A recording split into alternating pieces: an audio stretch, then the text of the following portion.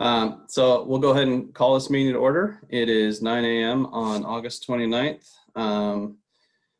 Pretty important meeting this morning. So I'm going to kind of make my usual statement that we won't be trying to answer questions from the Q&A in the chat in real time today.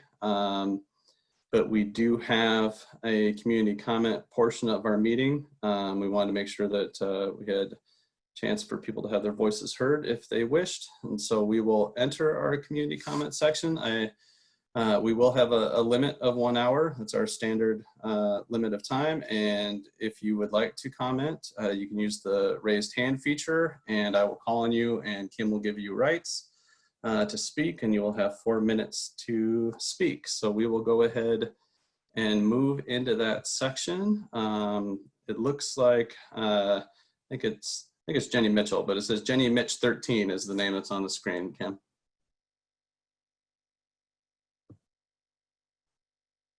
No. Okay. Hey, spread out. What am I need to be able to see myself for talk. Hello.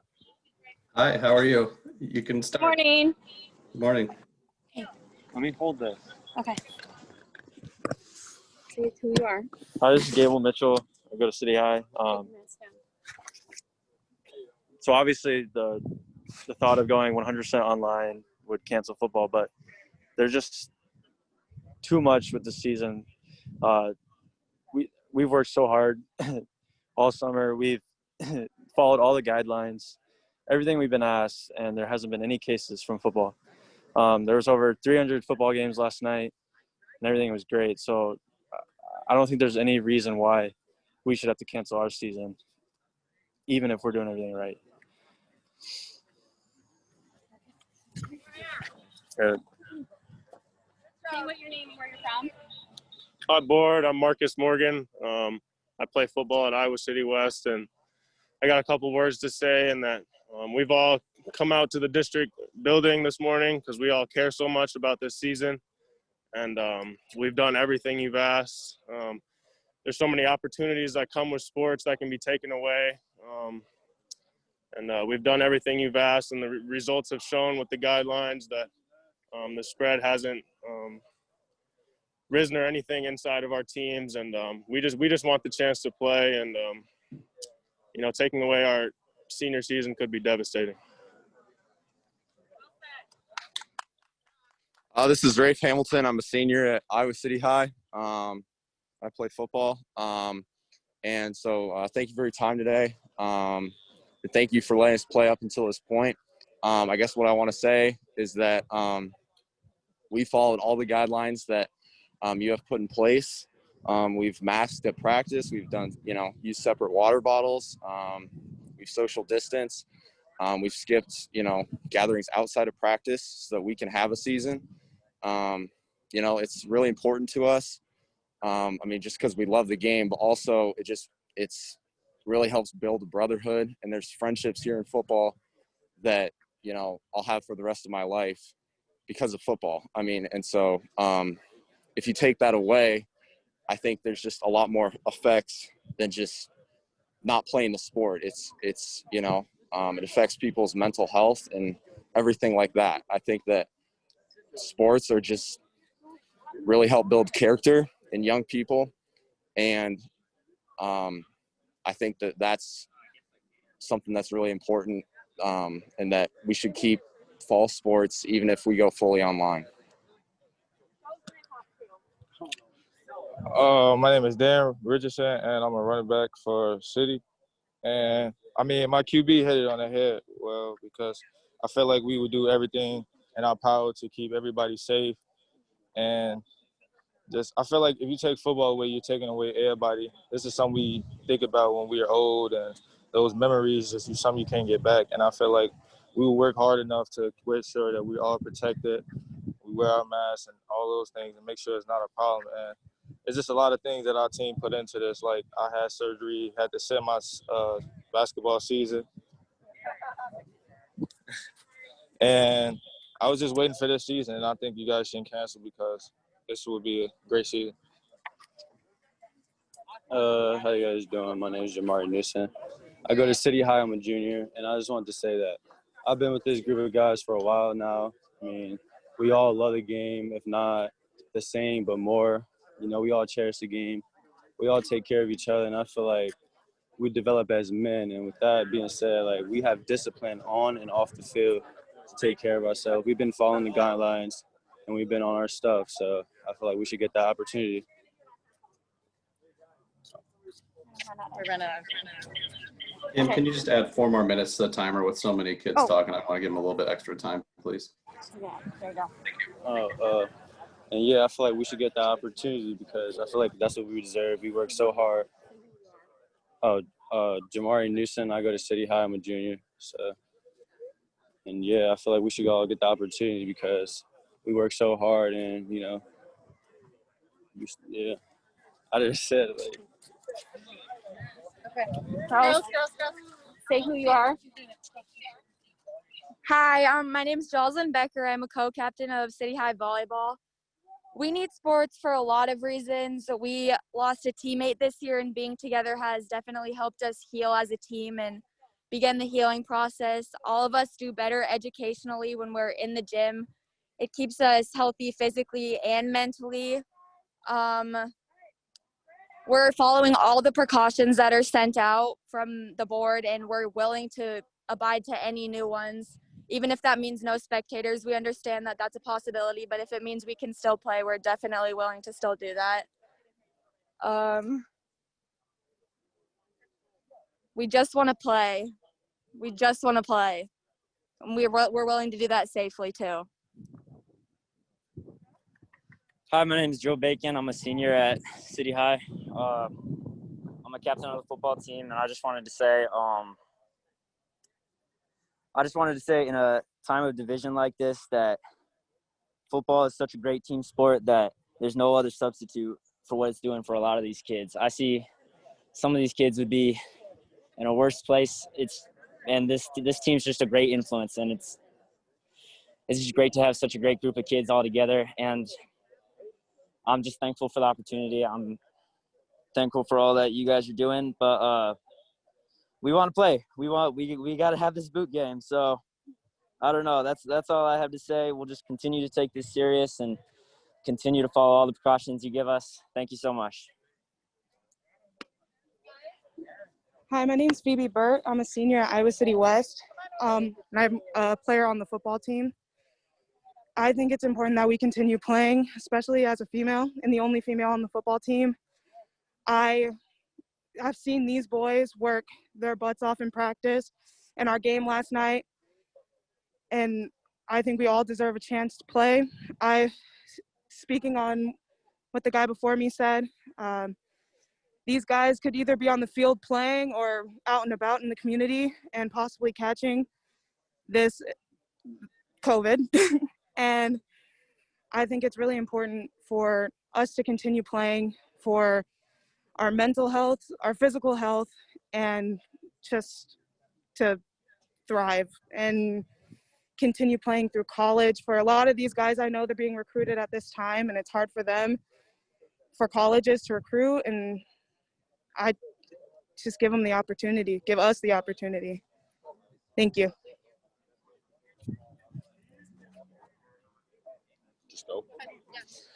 I just think it's really important to continue playing for obviously a lot of reasons. By the way, I'm Aaron Stockley, junior on the City High varsity team. I just think it's so important for all these guys to continue playing. You know, we put in all this work to play. We play multiple sports. And like a guy like me, this is the only sport I play every year. I work hard for this year in and year out all year. And to now have it abruptly canceled, I just think it'd be terrible for a lot of people. You want to talk about the virus. We haven't had an issue with that so far. I think we're on week 9, week 8, and no issues, no positive tests. We've worn masks all day at practice, during our games, no issues. So there's really nothing to base off of to cancel anything because we haven't had any issues so far. So I think that's important to realize. I think that's about it. All right, thanks. I want to thank everybody that called in. I assume you're just passing the phone around. I know that there's plenty of students there who want to voice a similar opinion. We do have other folks on this call that would like to speak. So I really appreciate the students' advocacy for themselves and the time they've put in. We're going to move on to the next person on our list, which is Mary Kenyon.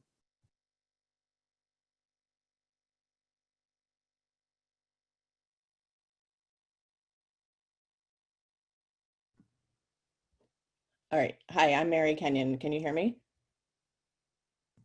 Yes, we can. I'm a parent of students at Southeastern City. I just came on this morning. I've been listening to your meetings and following the hard work that you've been doing, and I just want to thank you. This is not work that any of you expected when you stood up and volunteered for our community. So I just thank you so much for your work throughout the summer. In July, the board made an extremely difficult but courageous decision to begin the school year in remote learning. You looked ahead and saw the forecast for the virus spread when 30,000 young adults returned to Iowa City for the UI fall semester and determined it would not be safe to have our students in person in school buildings. It was a wrenching decision. No one wanted to do it, but you knew it was necessary and you made the tough call. I was listening to your discussion, to your vote. I knew it was right. I still cried when the unanimous decision was read out. I am heartbroken for all that our kids are missing. It isn't fair. It's our reality. Today, you need to reaffirm that difficult but necessary decision. That forecast from July turned out to be inaccurate. In fact, the virus spread is exponentially worse than predicted. COVID-19 is currently spreading out of control in our community. The virus does not respect town campus boundaries. It does not matter that the cases are currently mostly among college-age students. They don't live in a bubble. We all live and work and shop and move through the same community, and so does COVID-19. You said from the beginning that standard enrollment would shift between remote, hybrid, and in-person based on safety and disease spread within the community. You joined a lawsuit seeking the right to make this decision without interference from Des Moines. You knew in July that with community virus spread, it wouldn't be safe to open our school buildings. You know it now too. Thank you. Thanks, Mary. Next up, we have Kim Cranston.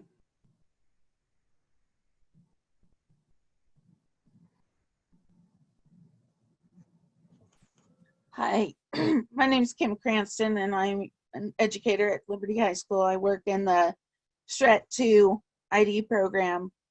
And I'm also a parent of a student that is in special ed at Liberty.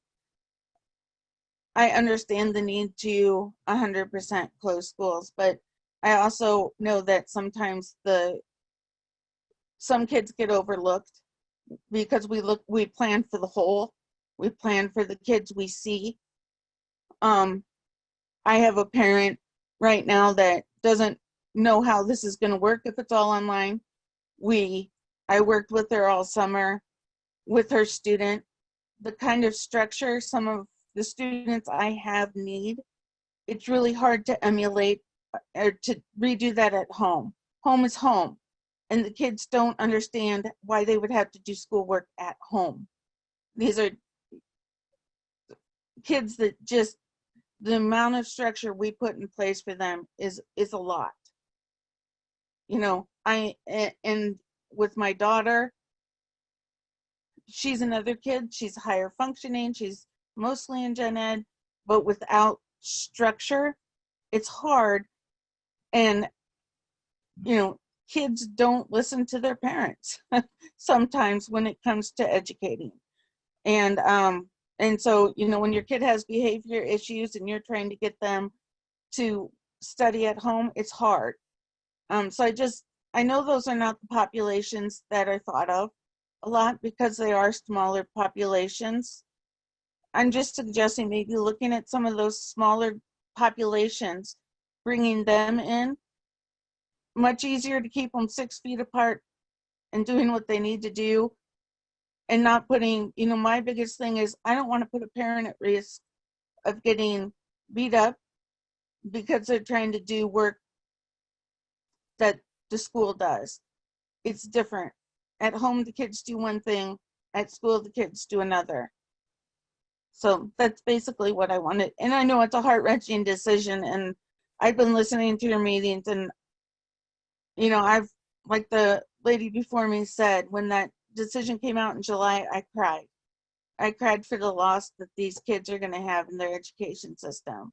But bless you all for taking on this work. Thank you.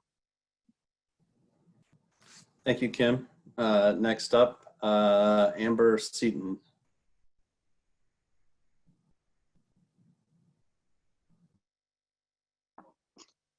I think I'm good. I was just in line for some of the students to speak, so I think I'm good right now. Thank you. Okay, thanks, Amber. Then we will move on to, it says Deanna, or Deanna. It looked like it disappeared too. We will move on to Jessica Roman. Hi, this is actually Lauren Roman. I'm a senior at Liberty High School, and I'm involved with our volleyball program. So first, I'd just like to thank you for the hard decisions you've had to make the past few months. I know this hasn't really been easy on anyone. And so right now, I'm not advocating for whether school should be complete remote learning or hybrid. Really what my big focus and what I want to advocate right now for is sports. I really think if we continue with all remote learning, we should follow the lead of the Des Moines schools and still continue with our athletic programs. I know our fall student athletes have been practicing for 2 to 3 months now without an issue. We've proven that we can do this safely. 97% of Iowa high school baseball and softball players completed their summer seasons.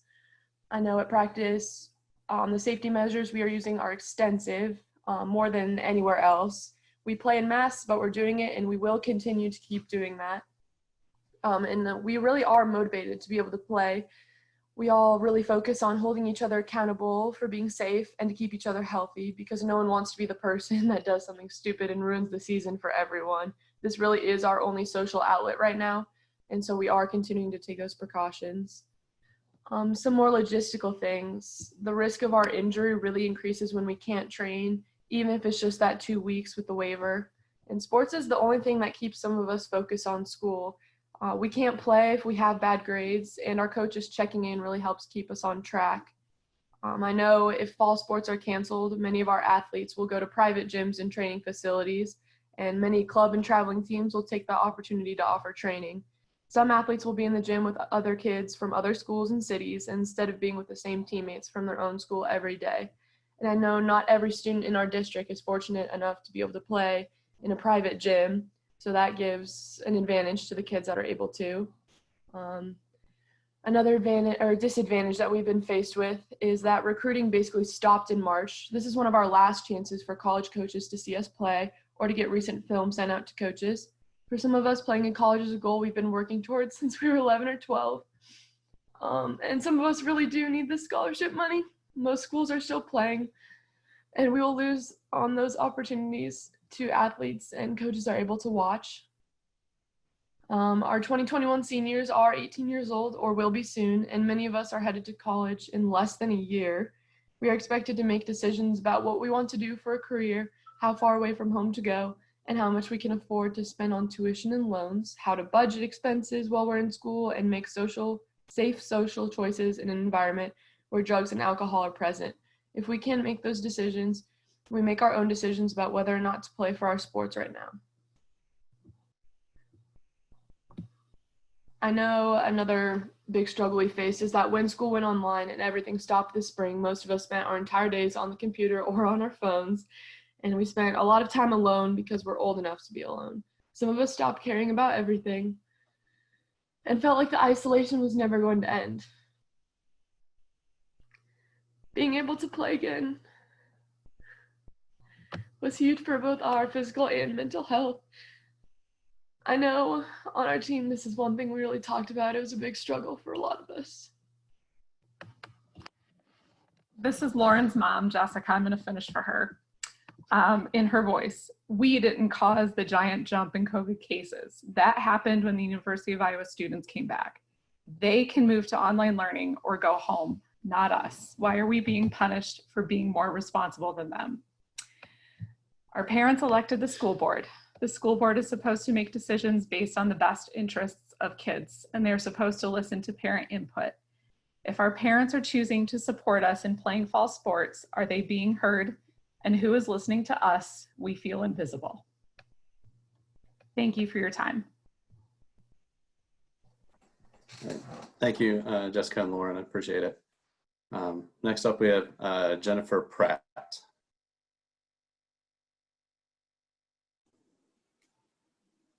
Hi, can you hear me? Yes, we can.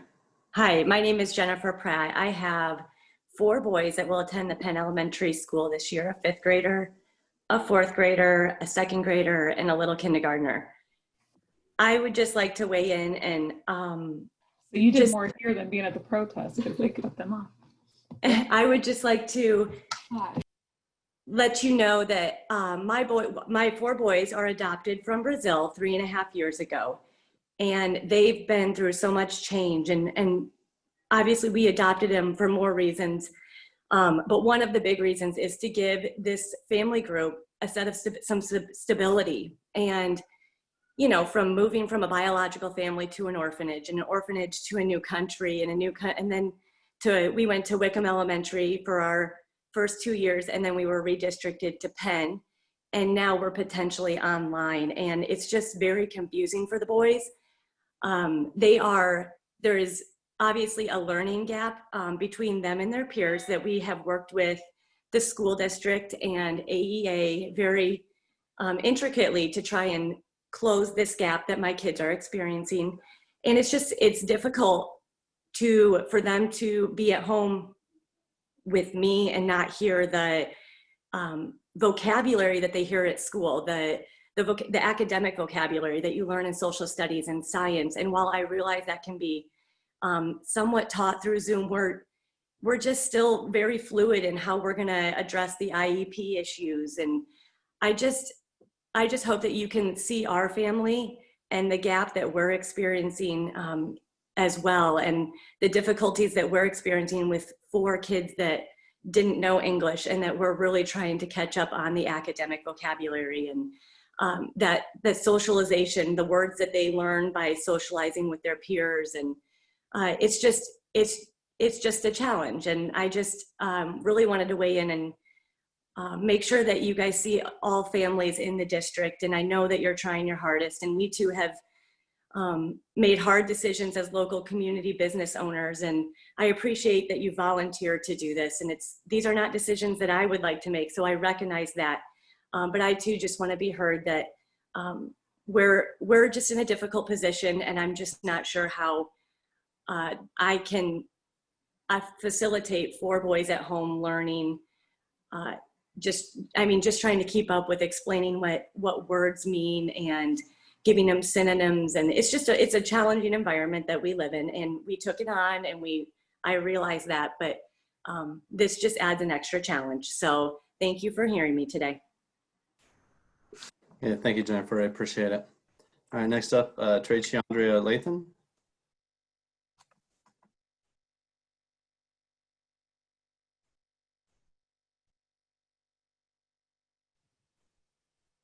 Can you guys hear me? You're a little faint, but we can hear you. Okay, I'm sorry about that. I just wanted to chime in because I am an educator in the district. I am very, very concerned about returning to school, and I understand that these kids want to play sports. I understand that people are worried about the lack of socialization and the learning curves that may potentially be lost, or whatever the case may be. But I feel like they're not looking at the reality of this situation. And I just want to make it clear that this is not the district's fault. This is a direct reflection of state and federal leaders who have not done what they're supposed to do. And I feel as though if we go back to school, the gap between those marginalized groups, those less privileged groups, those kids that don't get to play sports, those kids that don't get to apply for those scholarships, is only going to increase. And yes, I know that I'm sorry, I'm really like, I've been really struggling with this. But I know that, oh my gosh, I'm sorry. I know that it's very uncertain and it's very scary for all of us. But I don't think that we as educators and we as administrators and you guys on the board, we should not be blamed for that. Again, I love that everybody is saying that we're doing the best that we can, but we have to take into account just the safety of everybody, the mental health of everybody, and just make sure that we're keeping that at the forefront. We're doing the best that we can to manage the situation. And I think that we deserve more grace than what we are given. Even if we do go back and we have sports, there's no guarantee that we're going to have a regular season. There's no guarantee that these kids aren't going to contract it. And even if they did have mild symptoms, who knows about how much that's going to increase and spread it among the staff and students. We have many people with underlying conditions. And I don't know. I know, speaking for myself, I would not be comfortable going back to the school. And it's not even just because I don't want to be there. All of us want to be there, but because I see the inequities and I see how unjust this whole situation is and how hard it is for the entire country to deal with. And I think until we have a better grasp of COVID and what it is and what it looks like and how to treat it and feel 100% confident and comfortable with going back, I don't think it's the right choice. I don't think it's worth putting our kids at risk and putting ourselves at risk. And I just really, really, really hope that you guys take that into consideration. I love my kids. I love teaching, and more than anything in the world, I want to be back in the classroom, but I know that I can't do my job if I am not mentally okay. And yeah, there's so much more going on in the world than these sports. There is racism going on that we're dealing with. There is just an overabundance. The politicization of education in general is making it very hard, and I just think that there's more important things than sports right now. And that's not to tell these kids that what they're going through is not important, because I'm a very big advocate of mental health, and I want to be able to provide support, and I wish I could just hug all of them and all of these families and be there for them. But it's a much bigger picture. So I just really wanted to just say that, and just, yeah, that's all, I'm done. Okay, thank you, I appreciate it. Kim, next up, we're gonna do Maria Witt. She was at the top and all of a sudden popped to the bottom. I'm not sure why, but she was the next one in line. So Maria Witt, please.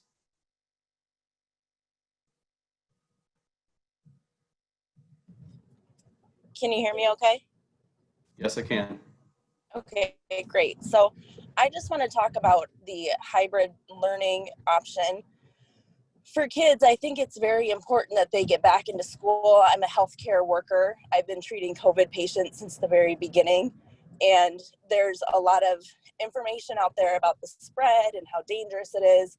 And for most people and most children, it is not an issue. It's people are being told that if you get COVID, it's a death sentence.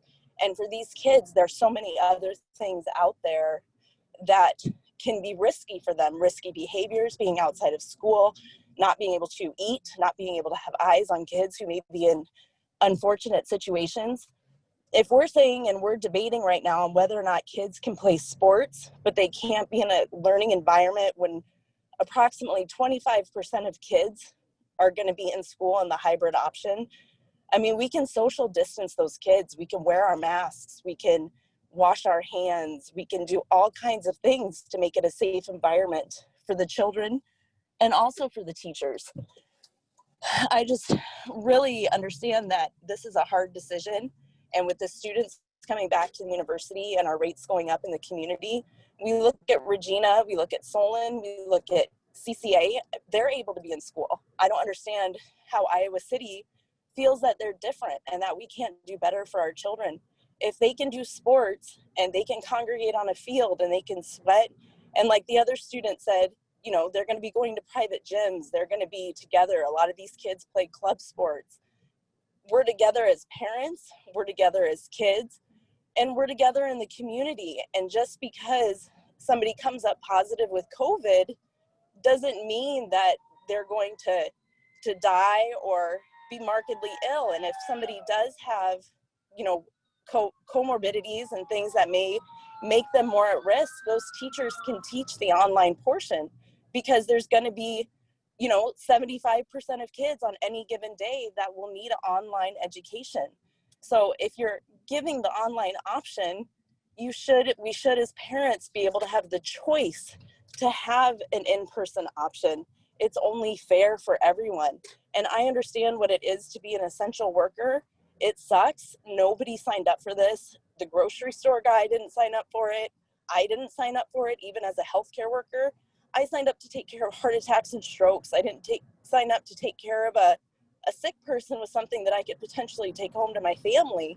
And as a teacher, they are essential to the infrastructure of our community, teaching our kids, keeping our kids safe, allowing us to go to work, and having the hybrid option is so important for so many reasons. Thank you for listening, and thank you for making the decisions. That's all. Thank you, Maria. The next up we have Jin.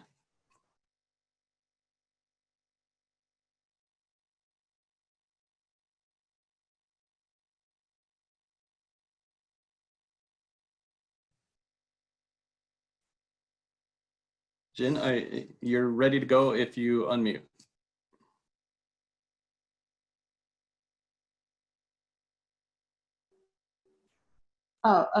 Thank you for making all the decisions. And I have heard that the hybrid option, the only thing I'm concerned about is the lunchtime. And I wonder if it's possible that have A group and B group only come to school for half day, and so they don't have lunch at school. So the morning is A group,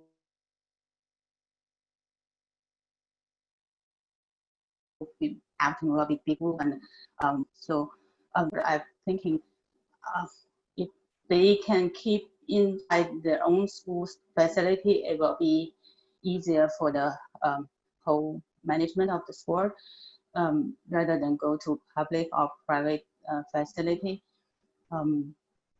So that's all my concern. So now we have 2 weeks can go to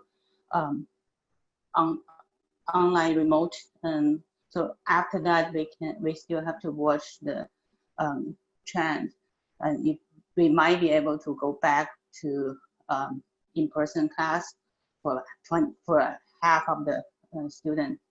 So I think we should be prepared if someday we go back, and what we do, and that's all my suggestion. That the only concern about the lunchtime, they have to take off the mask and open their mouth in the facility, in the building. I think that's it. Thank you. All right, thank you very much. Next up, Sid.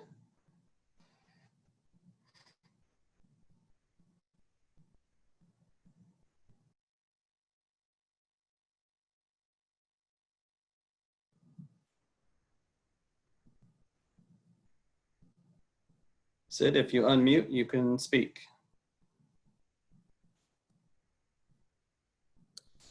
Thank you, and thanks to the board for all you guys are doing. We really appreciate how you're helping us through this situation. And I just want to say I really agree with what Maria Witt just said. I'm also a healthcare worker, and for the past 6 months, we've been working with all kinds of people in the hospital. We wear our masks, we wear our face shields, and we do know there's safe ways to go about our work. And we feel that the hybrid model is really important for kids to get back into school for their mental health, to help with motivation. We really do know a lot more about COVID now than we did when this all began. We know how to stop spread. We know that masks, face shields, those things do work. We know that there's been daycares open in our community this whole time that have implemented these safety protocols, and there has not been spread there. So we have really good examples in our community already. I really think that it's important if we keep this hybrid model on for working parents who are essential workers to help keep us going. And I just want to thank you guys for listening.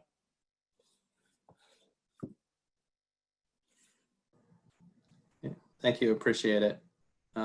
Next up, Brian Kirschling.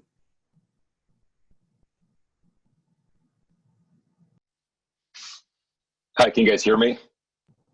Yes, we can, Brian. Okay.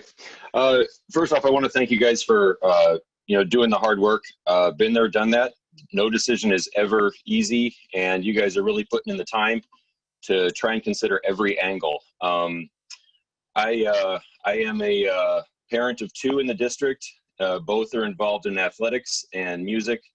Both were at City High last night as part of the pep band and cheerleaders, and as a cheerleader. That does go along, of course, with athletics. But what I really wanted to get to is that, in July, you guys made a really, really difficult decision, and I applaud you for talking it out and thinking of every angle you could to get to a 7-0 decision. That is not easy. And the fact that you did that was amazing and a strong statement to our community. And then, of course, our governor took away your local control, which was incredibly frustrating, and told you that we have to have in-person option. And one of the collateral casualties with that, of course, is athletics and extracurriculars if we don't go with an in-person option. I'm just reviewing this because, you guys all know it, you live it, right? But here's the deal. Local control, I believe, is incredibly important, whether it's the governor letting you guys make the decision for your district, or for the district allowing parents to make the decision for their family. The ability of having a hybrid option, keeps the opportunity for kids to be involved in their activities and their sports. And I just wanted to throw 2 things out there that I know you guys are going to be thinking about, but I haven't heard anyone else, any of the speakers mention.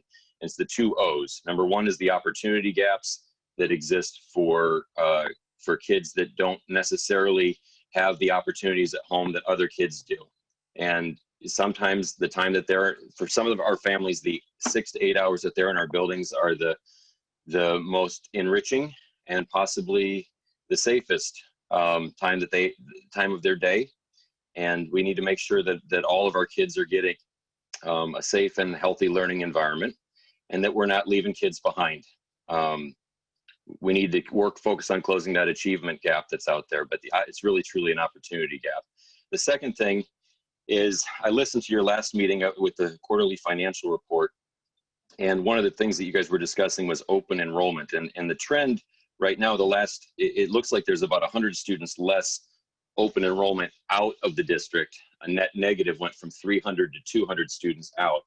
And I hope that at least in your consideration today, that you'll talk about and consider what that means if we do go to online only for families that may choose to open enroll out to other school districts so that their kids can take part in in-class learning and extracurriculars or athletic activities.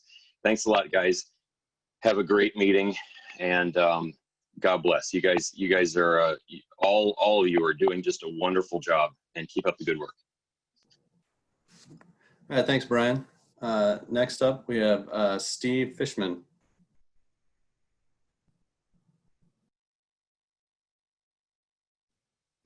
All right. Are you guys there? Yep, go ahead. Hey, I want to thank you for your time. I know that this is a tough decision. I am a parent of 2 Liberty High kids, very proud of them and what they've done in their life.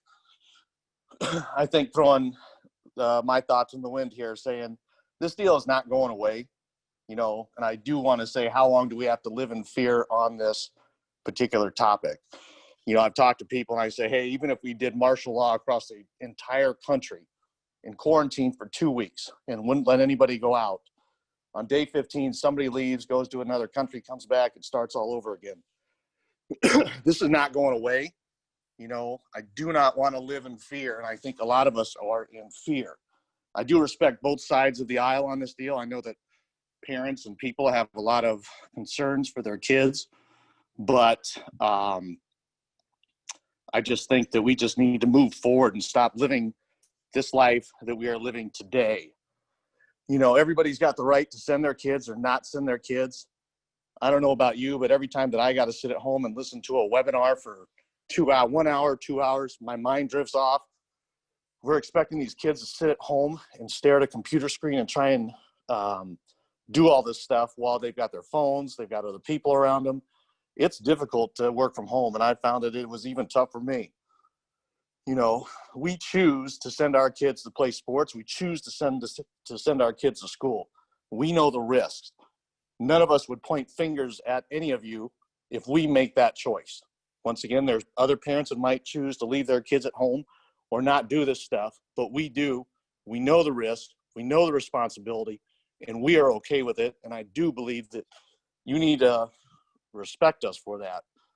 You know, every day I look up, I'm not necessarily a God-fearing man, but I know that God has a plan for all of us.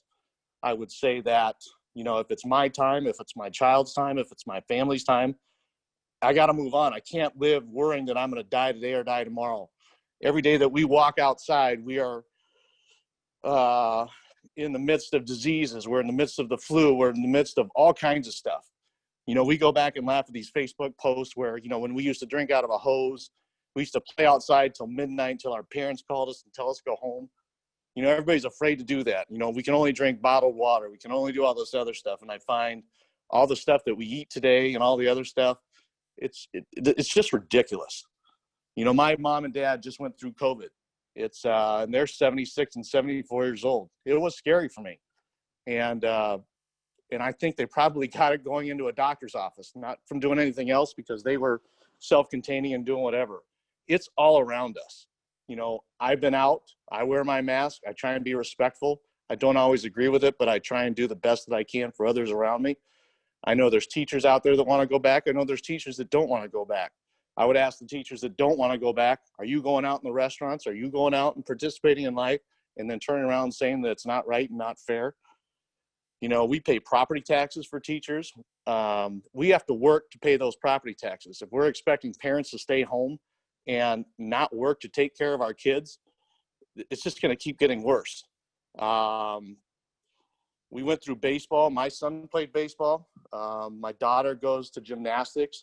The stuff that the gymnastics team is doing to make sure that nothing happens is great. You know, I just want to move on. If this is not going to happen sports wise, you know, I think you should allow the parents at the games. If you kick all the students out and do whatever, let the parents enjoy the time watching their kids. This time we will never get back. It's already too bad that we lost last year with some of this other stuff, but I just believe we need to stop living in fear and move on and go about our daily business. So thank you. All right, thanks a lot, Steve. We've got about 4 more hands raised, which is about how much time we have left. So just to kind of keep everybody on task. Next up, we have Poppy. Hi, I'm Poppy. I want to thank everybody, all the board members and school staffs for an incredible job they are doing in this very tough and chaotic time. And I completely understand there is no right or wrong decision. It's a very difficult time for everybody to choose a side. However, we need to understand that taking a decision just based on healthcare setting, cleanliness, disinfection, PPE supply, and comparing that to a school setting is kind of a stretch of an argument, because I kind of, due to my job responsibility, I know what kind of PPE and sterilization and extreme disinfection goes on in UIHC clinic. So I'm not going to detail, but it is extreme, put it in that way.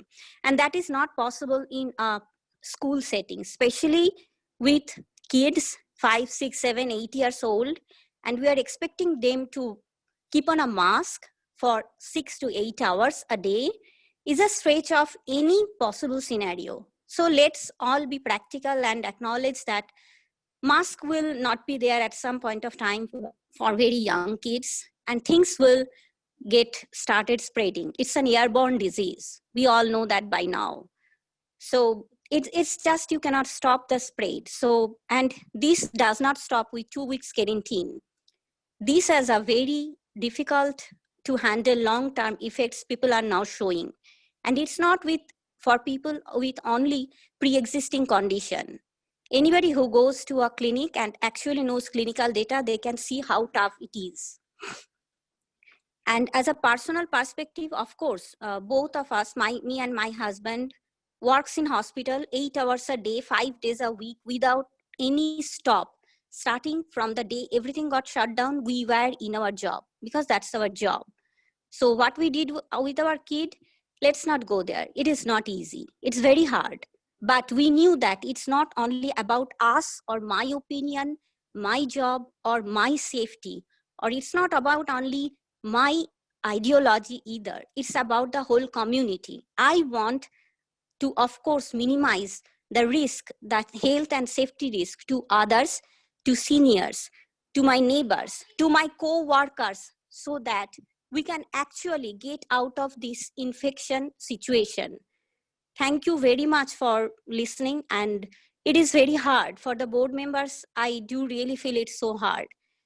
And it is nothing personal. It is about the whole community. Even if one of us goes off track, the infection spread will start again.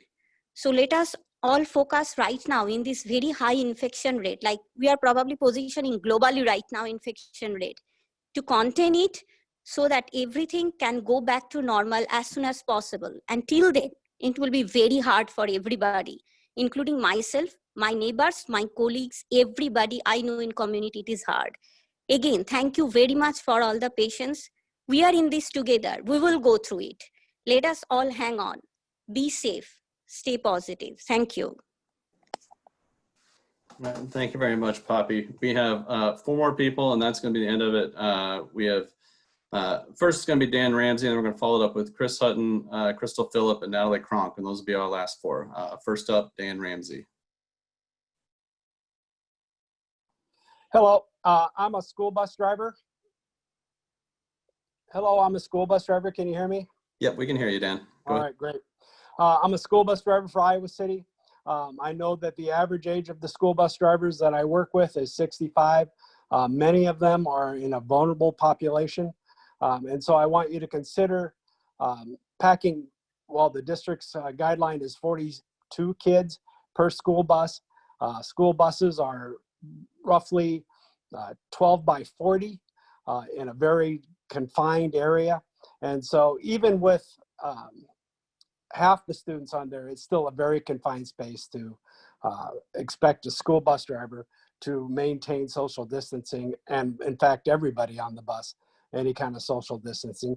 Granted, there are mitigation efforts that we can do, and we will probably practice those in the event that we do go back to school. But I just want you to consider the school bus drivers as well, and many vulnerable people as a result of that.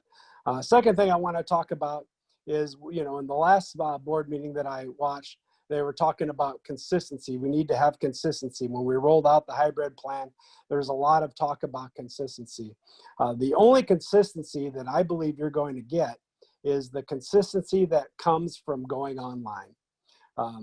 Anything else is inconsistent. We could start back with a hybrid program, and then due to massive outbreaks, we would have to shut it all down. Very inconsistent. The most consistent thing that you can do for people is to make sure that we start online, and that will keep everybody safe. And right now, everybody's can plan for that. Whereas if you start online and have to go back online, then people have to come up with daycare and all kinds of other things. This is the most consistent thing that you can do. And then the last thing I want to say is, we haven't seen it yet, but what happens if a child dies? How many children deaths are acceptable for us to continue to go to school. It is certainly a no-win situation. I think that everybody agrees with that, but I think that we've got to really look at what happens if a child dies, or if a teacher dies, or if a lunch lady dies, or if a school bus driver dies. You know, is any of that worth it? And then this isn't going to last forever. People think, you know, I get the impression that people think this is go on and on and on. You know, I think we're looking at a year on the outside, probably sooner than that. But I think this will all be over within a year.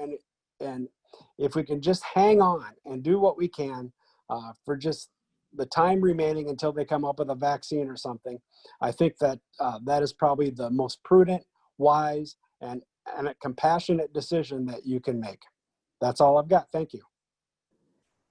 All right, thank you, Dan. Next up, we have Chris Hutton.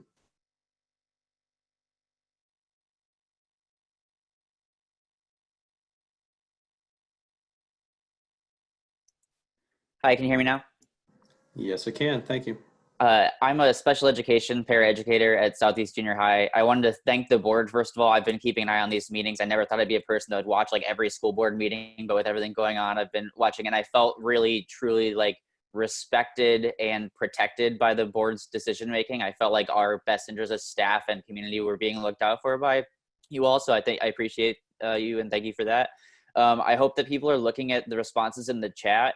I think people are raising a lot of good points about the sort of teacher and staff perspective. I also think that I understand people saying, well, I understand the risk, and myself and my family are willing to make those choices. But the unfortunate reality of COVID-19 is that it's not a thing where you get to make the choice and then only you pay the consequences of it. That if you contract this virus, you can spread it to everyone else who did not make the same choice that you did. And that's just the unfortunate reality of the situation.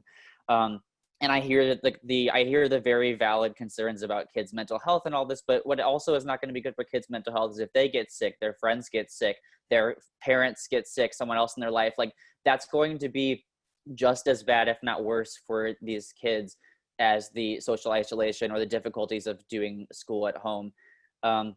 I also think that when people are saying that like, oh, we can wear the PPE and everything, like people are raising great points in the chat about the kind of how that's not going to be enough for teachers and stuff. But even just like, and I know that this is not like a complaint against anybody or blaming anyone because everyone's doing their best, but I've heard the descriptions of the lunchroom scenario in the hybrid model, and I just don't see how it doesn't end in kids passing the virus to each other, because even if they're socially distanced and facing the same direction, the mask requirement comes off when they're eating. What do kids do when they're eating lunch? They turn to each other and they speak with loud voices and they project. Like that's just standard kid stuff. And I just don't see how that doesn't result in a spread, even if only in the lunchroom, but then that still carries into everywhere else that they go. Like everyone else said, like it's not going away. The living in fear argument doesn't really make any logical sense. There's reasons that we have things like seat belts. We're not living in fear of car accidents. We're taking precautions for ourselves and others. And yeah, other countries have gotten this under control. We can too, and we just have to look out for each other even when it's hard. And yeah, I think that the board has previously shown that that they know how to do that, and I appreciate it. Thank you. All right, thank you. We have two left. First up is looks like Crystal Phillip. Good morning. I am a healthcare professional. I'm a nurse, and I also work for the school district. So I'm one of your trusty school nurses out there. Some of you will know my name. I just wanted to comment. I've heard a lot of things about sports and e-learning and infection control, and all of you have brought up really amazing, wonderful things. And I want to thank all of you for speaking up and saying everything that you've said. There's such a varying level of everything that we can look at, and no matter which direction the board decides to go, it's a difficult one, because somebody is going to benefit or somebody is not going to benefit from the decision that they make. And so it's a big district, and not everybody is going to be satisfied with the decision that's made. And so I thank the board for, taking this on. Obviously you have to, but I do thank you for everything you've done to try to protect the kids here in the community. The one thing that I wanted to say, and I'm not going to rehash everything that's already been stated, I just wanted to kind of remind parents and community and everybody out there that the contact tracing that will take place in these schools, you know, in the hybrid learning model, you're going to be in school for a few days and somebody's going to be positive. It's inevitable. And the contact tracing that our district is challenged to do, it's going to be shutting these classrooms down one at a time, you know, for 2 weeks at a time, up to 2 weeks at a time while these kids are recovering. So, you know, you're not going to be in person the whole year, regardless of which model you sign up for. So I think that the bus driver, Dan, mentioned a little bit ago that really the only one with any kind of consistency is the online version. I want my kids in school as much as anyone. But ultimately this is a bigger worldwide issue, and you know, it's difficult. So I just wanted to mention the contact tracing. I just wanted to let you know that it's not, you know, if you're signed up for the hybrid, it's not a for sure thing.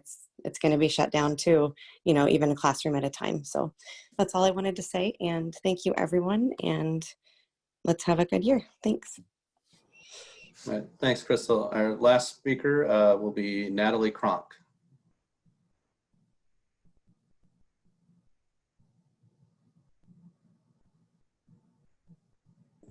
Can you hear me? Yes, we can. Go ahead. Thank you. My name's Natalie Kronk. I'm an attorney here in town. My husband's a teacher at City High, and my daughter is in elementary school. I don't have a suggestion as to outcome. I have a suggestion as to paradigm. I've been reviewing the legal briefs that have been filed in anticipation of the injunction. I also reviewed the letter from the governor to the school district. And I wanted to first focus on what I think the population that the school district serves as the first question, because all answers have to flow from that. And what the school district's mandate is to provide for education and academic support for kids, social and intellectual development. At the same time, we have to look at safety as whether we can keep kids safe, and whether that safety then turns into what is the risk, even if they're safe now. What is the future risk? And in looking in that question, I think is where everybody is really going. Is the risk we're looking for to the student, to the student's family, to the extended family, or to the community? And what is the school board's role in addressing those populations? And I might humbly suggest that the school board isn't supposed to ensure the safety of the entire community of Iowa City or even the Johnson County, as we have government agencies designed to do that.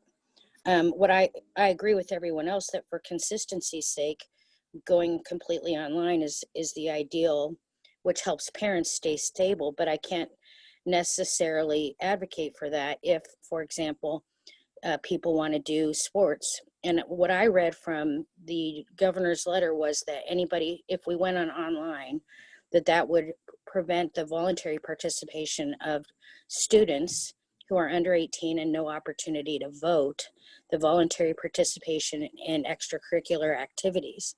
And so I see this as, if those two things are combined, our answer might be different than if they are not. So I don't know if there is some way to address it that way, but I heard the voices of the high school seniors and what this means to them. And those who are in a position to engage in voluntary extracurricular activities are in a very different position than those kids that have to stay in school from 8 to 3 every day. And so I would just suggest that when you're coming to a decision, that you have a solid paradigm through which you're looking through all of those factors and coming to your conclusion. Thank you. Thank you, Natalie. I think that will end our community comment portion, right at an hour. So I appreciate everybody that jumped on and had their voice heard today. Those are wide and varied opinions, and I think that underscores the complexity of this issue, but I really appreciate you weighing in. So we will move on into our big agenda item, right? Our Return to Learn update. And I think we're going to touch on quite a few things, but Matt, I would appreciate it if you would lead us off. Sure. Thank you, President Eystone. So I just have a few prepared comments here too, and then we can jump into the bulk of the conversation. But so obviously we're here today to talk about the permission that's been granted by the state of Iowa to our district to begin the year in an offsite learning environment. This last week brought me back to some of the thoughts that we had last March when I had heard a quote from a superintendent that said, "We'll never know if we did too much, but we will definitely understand the consequences of having done too little."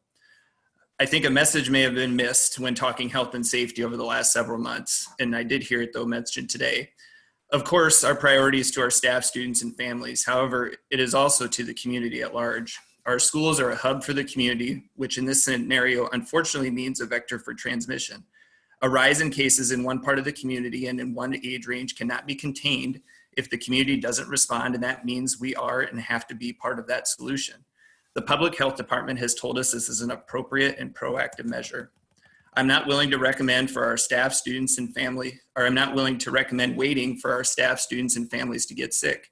Many have said this virus may not affect young people the same way and that the consequences for them are not the same. We're missing the key point. Even if that's true, we're missing the key point that they go home to families and they interact with our staff, and that our staff also interact with each other. We're trying to avoid community transmission as not to overwhelm our healthcare industry. I hope we're wrong, and I hope the numbers for our county quickly turn around and that we do not end up with someone that has disastrous consequences. But that is not the information and guidance we're receiving currently from our local health department. We have not changed course in our thinking. We have not changed course in our thinking or our continued development of solutions, practices, and protocols. The landscape in our current community, however, has drastically shifted over the last 4 days. This is well beyond the metrics initially presented to you last Tuesday evening when we met. When the state published those original metric numbers, we were all astonished and could not believe how high they were. And now we're living in the midst of them. This is what we were trying to forecast and prevent in July, so this change would not be so sudden, as we understand what the impact to our local community would be with a large influx of young adults to it. As a community, let us remember we're only having this conversation now on August 29th because our ability to decide locally was taken away on July 17th. We do plan to have students on campus this year. We will be fluid, but I will not recommend doing it when positivity rates are still climbing and above 20%, all the while knowing that the data is still undoubtedly low as cases are still not being accurately attributed to Johnson County. These ranges we showed on our initial metrics last week will be effective and reasonable guideposts for us to consider. We are currently well beyond any of those. No one wants to take choices away from you or do this. It's not the easy thing to do. There is no motive here other than trying to keep the community safe. In terms of athletics and extracurricular activities, I don't think anybody's arguing how important those are, the life experiences that it gained, and the addition it adds to our academic program. But the problem here is it's one more arbitrary piece of guidance to limit local solutions to our problems coming from the state. There was no threshold for summer activities when they restarted this summer in June, and we're expected to and navigated that situation on our own. The states need to dictate local solutions to handling of this pandemic that they're struggling to address on their own is why we're challenging Senate File 2310 and all of the pieces that go with it in our lawsuit. We do recommend that in-person extracurricular activities continue this week without spectators until we're no longer able to, according to the D's guidance on September 8th. And so I know that's a lot, and I know it's a lot of things that different communities and members have stated in different ways. Again, it's a super difficult scenario, but from our team's perspective with what's going on in our local community, I mean, we are in an outbreak. It is in, nationwide news at this point. It is not something I think we should be taken lightly and look the other way on. I do think that we've been in the middle of this for a long period of time, but the situation is very different currently in our community. And if we do not act, that situation is not going to improve. And so we do not anticipate that this has to be the long-term place that we live in the school district, that we have to be off-site for a long period of time if we take the necessary steps to get our positivity rate back to an acceptable level. It's well beyond where we were at in July. We made that decision in July because we thought that this would potentially be the outcome. And so, yes, we're frustrated with the consequences and what the result of where we're at today. It's not where we wanted to be.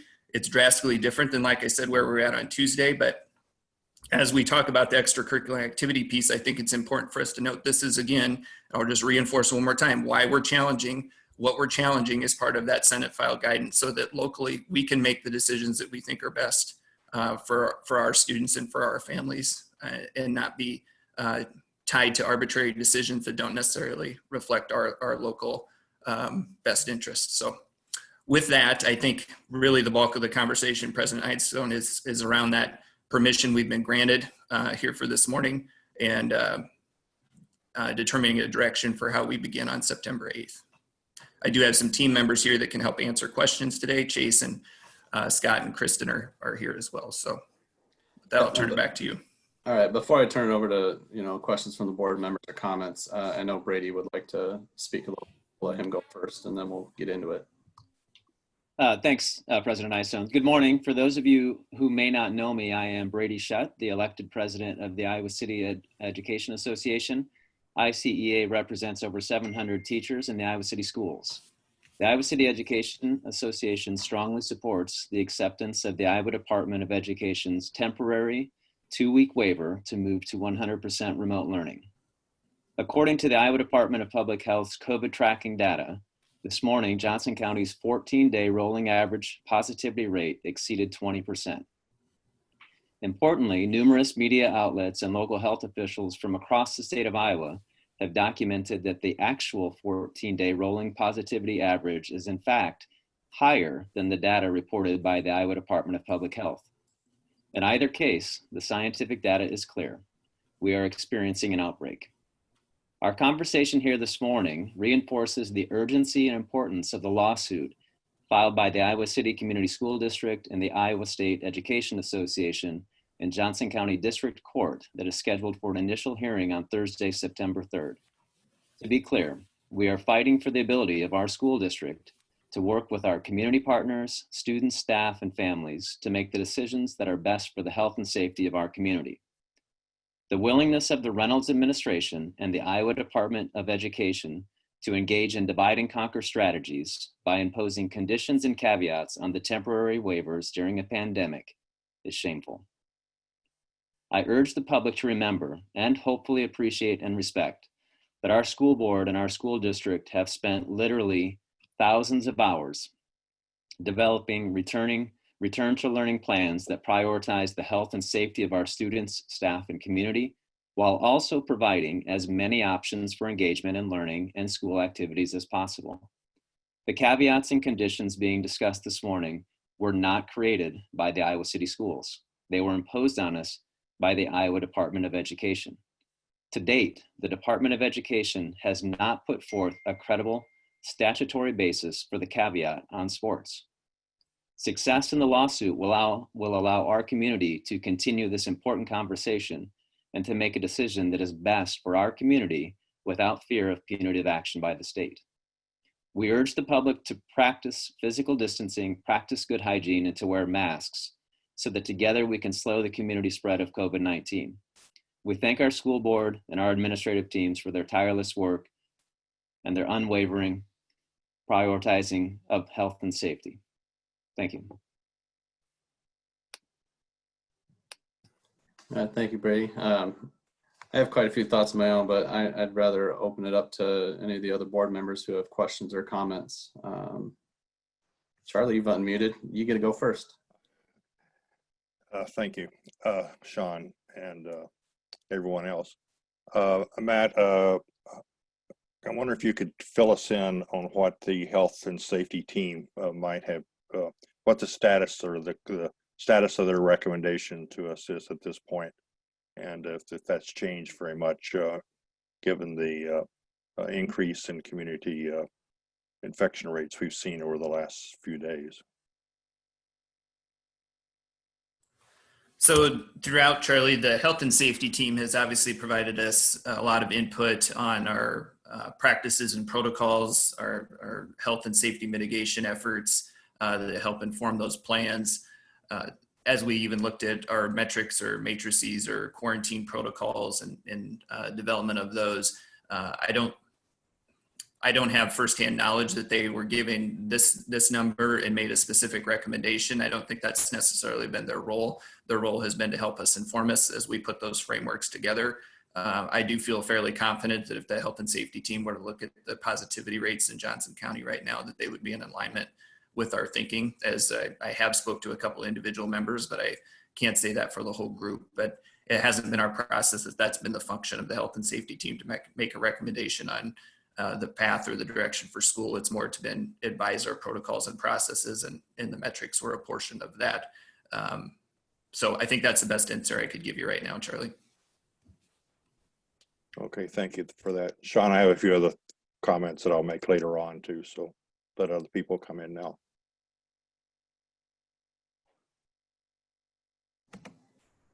I'm happy to speak next. I don't have any questions. I do have some comments that I'll make, and I kind of sketched them out ahead of time because it's such an important issue. As I went through and I read at last count the 227 emails that we received in the last 48 hours, the theme that carried through all of them was parent and student choice, and choice is really important. We filed an entire lawsuit over choice and who in this district gets to make choices for our schools. But if students are the heart of our schools, our teachers, staff, and building professionals are its soul. It is disheartening for me to see so many members of our community display a lack of empathy for the teachers and staff of this school district. Teachers are so important to society. I believe that if everybody took 30 seconds right now to reflect on their education experience, they would think of a teacher or teachers who made a permanent impact on their life. It's actually one of the few things that we all have in common. For me, it was Mrs. Kerr and Mrs. Taylor at Horace Mann, and then Dr. Roper and Mrs. McNamara at my high school. These are people who help raise our children. They mold our kids into the citizens that they're going to become. They are our sisters, our brothers, our friends, and our spouses, and they have no choice. That parents desperately want choice to determine what is safe for them, but are quick to deny that same choice to our teachers who play such a pivotal role in the lives of our children. It just makes me sad. And it is honestly so hard for me to understand, because I know that these same parents love our schools. They volunteer their time to run fundraisers, serve on the PTO, help with clubs and activities. They raise money for school gardens and playgrounds and extra books for the library. And they cook breakfast, lunch, and dinner for our teachers on Student Teacher Conference Day. I honestly do not understand now why we have seemed to lose our way with having our teachers' backs. Iowa is now the worst state in the nation for COVID-19 positivity per capita. Worldwide, there are only 3 small nations who have higher rates. Iowa, and Johnson County in particular, is the current epicenter of a pandemic. The debate on whether it is currently safe to return to in-person school is over. Governor Reynolds, the Iowa Department of Public Health, the Iowa Department of Education, and the Johnson County Public Health Department are in agreement that Iowa City cannot return to in-person school on September 8th. The comments that we have received indicating that community spread is limited to the university and the university campus disregards the science of how this virus spreads. It is only going to get worse before it gets better. opening our schools under these conditions would only further to contribute to community spread. In fact, just yesterday, we reported our first case of a positive staff member at a high school. Because of this, I will be voting to transition into our offsite learning plan for the start of the year.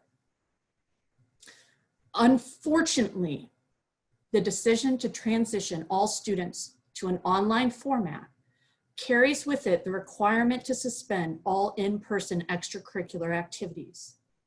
I want to be clear that this is not a decision that the administrative team or the school board is currently allowed to vote on. Governor Reynolds and the Iowa Department of Education made this decision for our community. I believe that there is a way to have extracurricular activities continue when school is online. Extracurricular activities, such as sports, marching band, show choir, constitute events that create a heightened risk of COVID-19 exposure to the participants. There is no way for the district to eliminate all of the risk associated with these activities. To date, parents and students have been able to choose to evaluate the risk and choose and make a decision that's best for their families. Some parents have decided to participate, others have decided to step away for the year. Now, when school is in session, students who participate in extracurricular activities meet with their team or group, they increase their risk of exposure, and then they go into our schools and sit by classmates and teachers and interact with staff who have not chosen to expose themselves to that increased level of risk. I have concerns that this process is not fair to the students and teachers who do not want to risk their health for the benefit of extracurricular activities. I believe that when an individual's personal choice impacts hundreds of other people, there should be limits imposed on that individual's ability to make that specific choice. And those limits should be tailored to protect the health and safety of our greater community. However, when school is online, this is actually not an issue. Families and coaches who choose to participate in extracurricular activities make a choice, and that choice does not impact our school activity or school communities. These students are not entering our buildings and exposing our students and teachers because they are returning home to learn. And a group of 15 girls practicing cheerleading outside for 2 hours, or golfers on a golf course, or cross-country runners on a cross-country course are a dramatically different risk level than packing our high schools with hundreds of students and adults for an entire day. In light of the decision to prohibit spectators at competitions, as well as our safety mitigation requirements for practices and games, it does appear that we could continue to have extracurricular activities while returning to school online. It is possible to reconcile these two events. Unfortunately, our state leaders have taken away our ability to approach the issue of extracurricular activities in a nuanced way. Governor Reynolds and the Department of Education have refused to grant us the ability to take an independent look at our extracurricular activities and determine what is best for our community. I have read every single email that has come to our inbox these past 48 hours. I was so impressed with the emails from our high school student athletes. Your passion about your sport and the impact it had on your life came through in every single email. Your protest this morning at the ESC was impressive, and the words and thoughts you shared with us during community comment had so much impact. I would encourage you all to take your advocacy to the next level. Email, call the governor's office, talk to the Department of Education, Tell them that these decisions should be made locally, because at this time, our hands are tied. Thank you. I'll just jump in. Matt, I did have a question. Just gonna throw out there, I voted in July for us to go online. And clearly my vote will be the same today, but before we get into that vote, I do have a question and then some thoughts on a whole matter. My question is, over the next 2 weeks, we have the waiver for 2 weeks. Our positivity rate as a county is at 21.1% as of today. I watched it rapidly jump from 9.4% on Monday to 21% today. I'm not optimistic that all of a sudden in 2 weeks, this will magically go down and disappear. I need to know what our team is doing for the next level of when do we apply for an extension of that waiver. I just don't see us dropping below the governor's threshold that was set in her proclamation. And knowing that, what will be the next steps? Because part of the hybrid model has always been, when we were talking about starting online, bringing some of our most vulnerable populations onto campus. When can we see a plan for that? I just don't think we're gonna be stuck on this online portion of our hybrid model for 2 weeks. I hope I'm wrong, but I don't see it. So can you address the first part? When do we apply for extension of that waiver? Like, how long do we wait? And then talk about the second part of bringing on vulnerable populations to our campus. How will that be decided? Who gets to come on? Sure, thanks. And those are great questions, Ruthina. This is honestly a frustration of ours as well, that it's only granted for a 2-week time period, knowing that, as substantial as positivity rates are, to see a drastic decrease in those could take a period of time. We saw them quickly climb. You referenced this morning how they jumped from when I woke up at 5 a.m. to when I checked again at 7 a.m. They were up, I think, 0.5% just in that period of time. And so I think you're right to assume that we're not going to quickly dip below a 10% number, as we tried to talk about on Tuesday with our metric, in a period of 2 weeks. And so we'll apply again as fast as we can if we're in consensus with that's the next thing to do. I'm not necessarily hopeful that the state will consider that too far in advance of sometime during that 2-week window that we've been granted. But we will certainly ask that question to say, hey, this doesn't look like it's changing for us. Can we get an extension to this? And so we can do that as quick as possible as we approach the first day of school. Like I said, I'm just not super hopeful that they're going to consider that much before we have that data in our hands. But as we work with the local Johnson County Public Health Department, they've been supportive and tried to obviously talk about, as those things could project out, that were included in our letter that we provided for the application of the waiver. And so we can do that relatively quickly, and we can just keep asking the question as frequently as we can.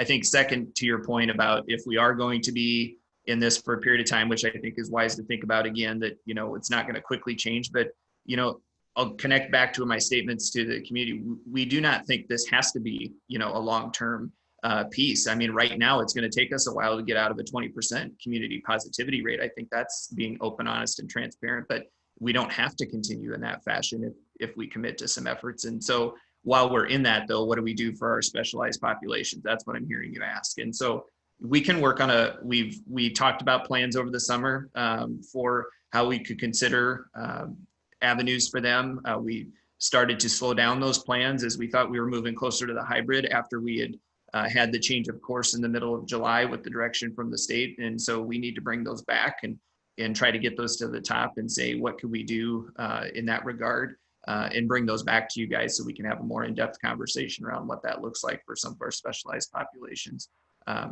Obviously with our community positivity rates, again, the level of concern there about what we can do or can't do, we'll just have to consider for that period of time and to know and what flexibility we have if with the state going forward as well during that 2-week time period we've been granted. And then depending on how the lawsuit goes, that could affect our plans, throughout the year as well, as we originally presented you guys a 40% hybrid model that didn't reach the 50% threshold, which lets us be more creative too. So I think the quick answer without continuing to ramble on, Ruthina, is we can bring those back relatively soon. I would say in the next week or two that we look at those, that if we're going to have to exist in an online environment, we know we have to plan and account for those things differently.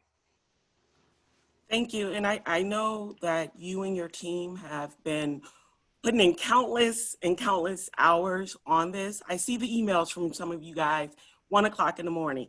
Turn around, I get another one at 6 o'clock in the morning. So I know you're doing your best. And I appreciate you saying you will get a plan, because we need to have that plan in front of us.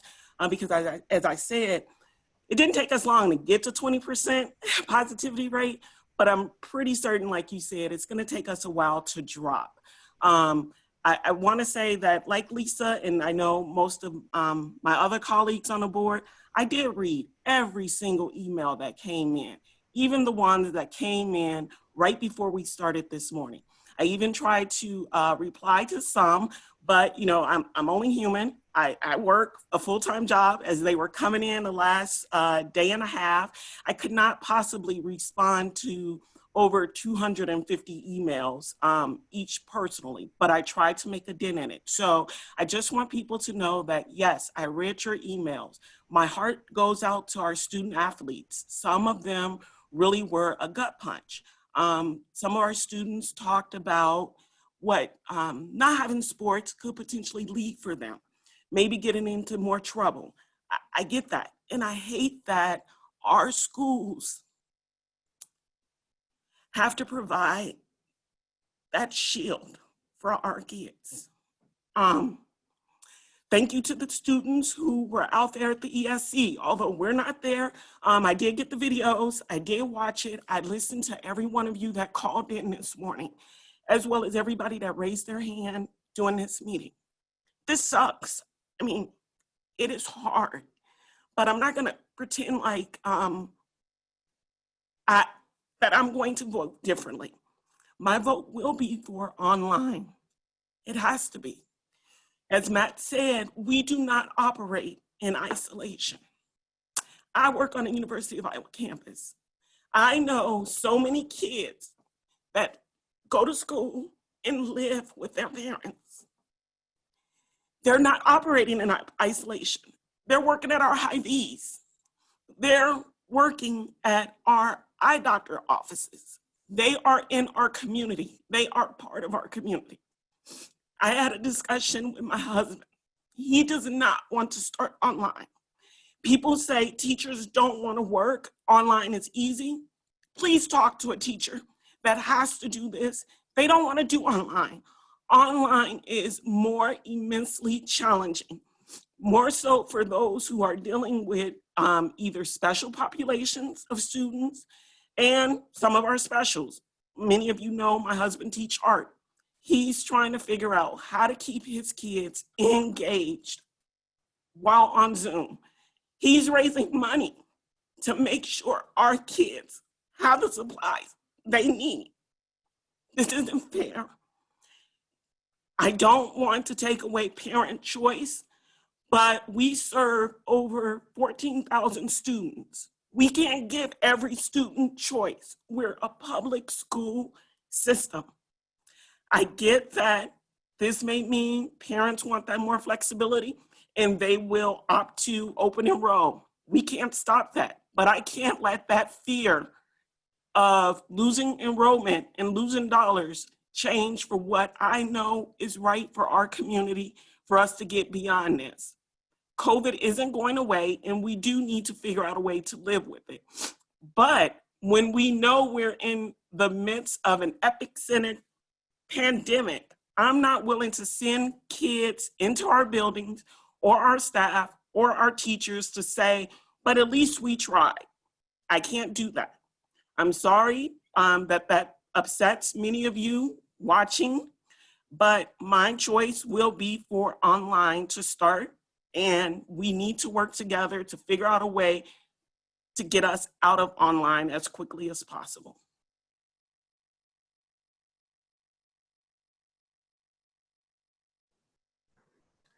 I'm not going to make any other board members go after Ruthie in such an impassioned plea, so I'll take that one on. As Ruthina said, we had hundreds of emails over the last couple days, and none of us could respond to all of them. So I'm going to try and respond to a lot of the various points that were made in some of these emails, because I don't think my job here is to try and change anybody's mind out there that's listening as to what they think is right for their family, because they already know that. My job is to try and come up with my own decision based on what I know and what I have researched and what I have heard from others as to what the best thing is for our entire district. And so I wanted to at least respond to the folks who say we're not listening to science or listening to the facts or living in fear. I read an article, or I went and did some research yesterday, and I found an article in the publication Ars Technica, which is listed as one of the least biased publications out there. And they wrote an article a few days ago that was basically a conglomeration of folks around the country with the CDC and the WHO and other health experts around the country to figure out really what it means. The article is called "What Experts Are Saying About Opening Schools Amid COVID." And the first page and a half of this article it was just a laundry list of all the reasons that schools need to be open and kids need to be in there. And a lot of them have been touched on by our emails or the folks commenting earlier today as to why kids need to be in school. What it then went into is the commonality of all of these different groups saying why we need to have kids in school is as long as it's safe. And so I'm going to read you, it's a very brief quote, it's only a couple sentences here. So school systems have to watch the local levels of infections in order to determine what conditions mean that opening schools or keeping them open is high risk. It says there is not strong agreement over exactly where the safe, not safe boundary lies. Caitlin Rivers of Johns Hopkins was speaking at the National Academy's webinar, summarized the current range.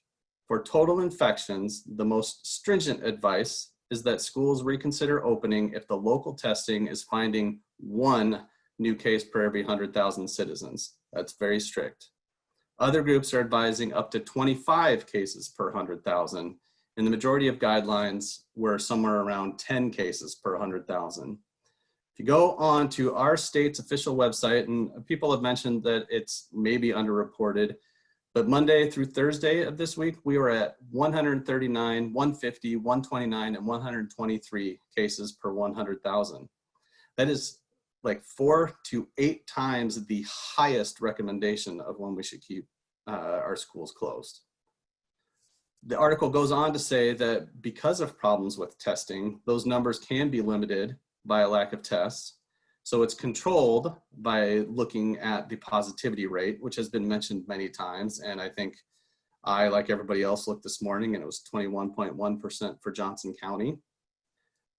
Caitlin Rivers of Johns Hopkins said that the positivity should be below 10% before anyone should feel confident in using the test results to guide policy. And preferably, they should be below 5%. Communities that have a virus circulating will have a lot harder time opening schools, was the last quote on that. So I'm just going to tell you that is some of the data that I am using as I contemplate what is the right or the best thing we can do in the circumstance. I've said all along, there's no right decision here. It's making the best decision that we can.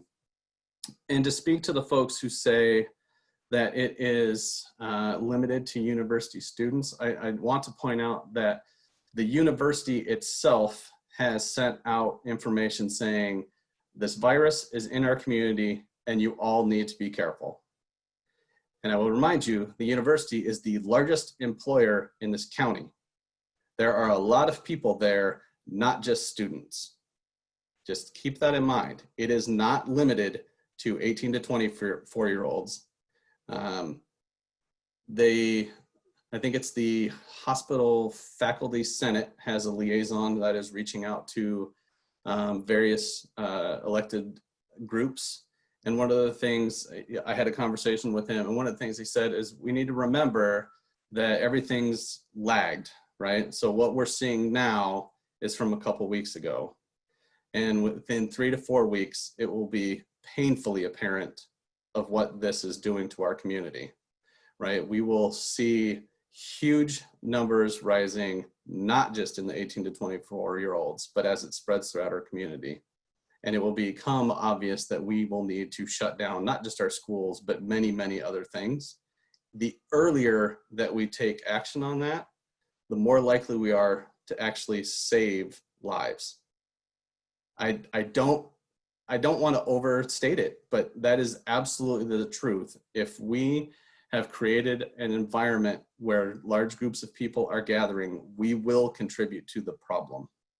It is in our community. And while the other response I want to give to the folks who say we're punishing our kids for behaviors that aren't ours, you're right. The kids are being punished for something they're not doing, but it is not us doing it. The virus is our one common enemy here. I think we all have to work together to fight that common enemy. It is not our administrative team against the teachers. It is not our board against families.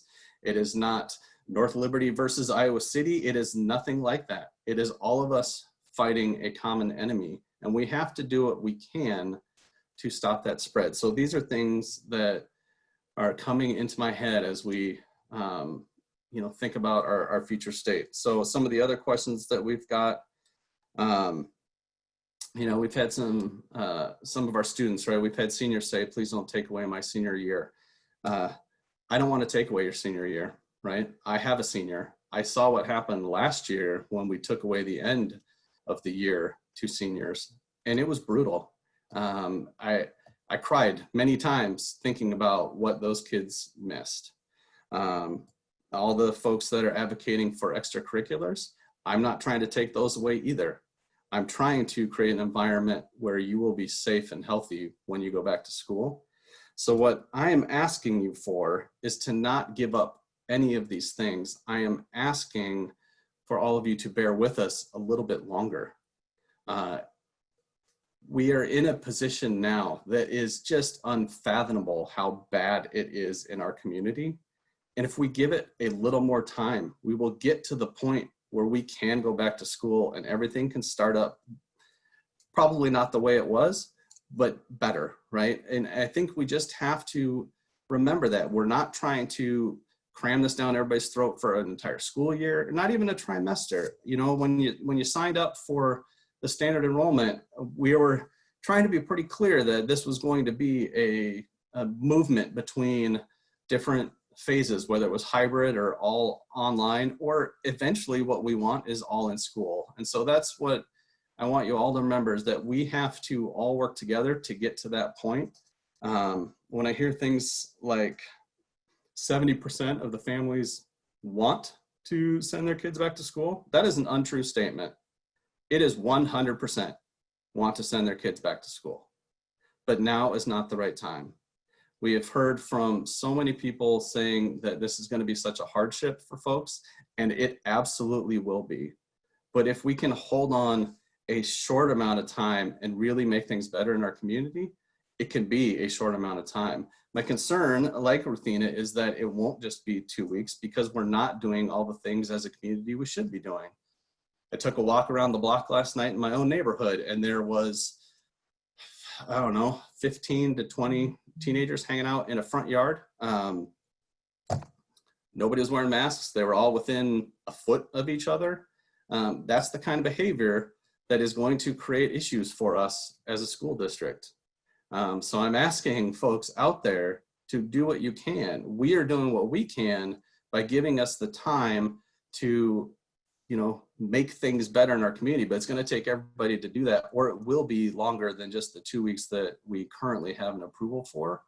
I'm not going to talk a whole lot about extracurriculars, mostly because we have not been given the chance to even have that conversation, because it's been taken out of our hands. I think when push comes to shove, we will have that conversation as to what it means. I'm not going to tell you that we absolutely will or will not have extracurriculars in our district. I'm saying that we have not been given the opportunity to have that conversation.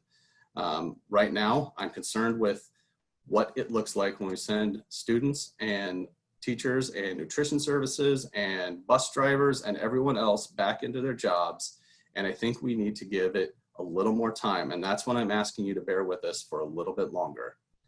After that, I don't have a crystal ball, but there is a light at the end of the tunnel. At some point, this will be over with. It is not going to be with us forever, or at least not forever in the way that it is now. There will be a vaccine created. We will be able to get back to some normalcy, and I believe it will be before this school year is out. And I think we all deserve that. All of our students and our teachers deserve to get back to normalcy, but now is just not the right time. John, this is Janet. I'm just going to say a couple brief things. I can't really add to anything that my board colleagues have noted. You've been very passionate, eloquent, data-driven, with the hearts and minds of the community at forefront, and this is a very difficult discussion. The one thing I do know is that from the very, very beginning, this district and board have had health and safety as our primary motivator, primary factor of driving all of the decisions that we've been making throughout this turbulent time. And I'm going to stick to the that North Star of what we've been pushing on and making decisions on, and that is health and safety. We live in an outbreak county. We're exceeding any metric, even beyond what the governor's given us. And so the only thing that we can responsibly do is start school online and continue to fight through the lawsuit that we have for local control so that we can make locally based decisions, whether it's about our hybrid models for returning to school, whether it's about how we want to manage extracurriculars. We need the authority and the ability to make decisions as conditions warrant in our local community. And so I also will be supporting moving forward with online through the waiver that's been presented. I'm extraordinarily, I'm trying to think of a polite word to say on a school board meeting. Disappointed is way too soft. And the guidance that came from the DE as they approved our waiver, as they tied our hands regarding extracurricular. But I'm going to hold out for the hearing that's on September 3rd with the hope that we'll prevail and have the authority to make local decisions. I think Matt said it nicely.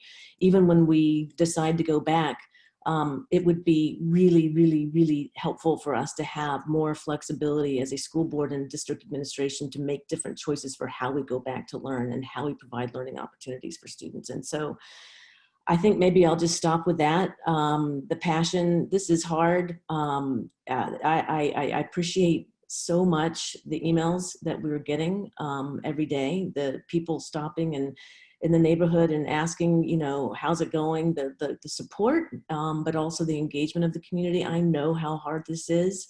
I made the choice to have my 14-year-old who's a freshman starting at City High this fall, to start online. And we had very long family conversations about it, and it sucked because he's been living in his room since March, as many of your students have been, and he needs to get back to school. He needs to be with people. I can't do it all. We're lucky that we have the ability, but he needs to get back to school just like everyone else's kids need to get back to school. But we're living in an outbreak of a global pandemic, and it's not healthy and it's not safe. And as a community, we need to come together to follow health and safety guidelines so that we can get our kids back to school safely. So I'm gonna leave it with that. And I'll look forward to the vote. And thank you all in the community for your comments. Thank you, students, for your comments today. I heard your passion. This is not easy. Thank you, board members. Thank you, Matt and the district team, for all the tireless energy you've been putting into this. But I'm going to go back to the North Star that we started with, and that's health and safety. And that, for me, is the only choice that we can make today, and that's to start school online.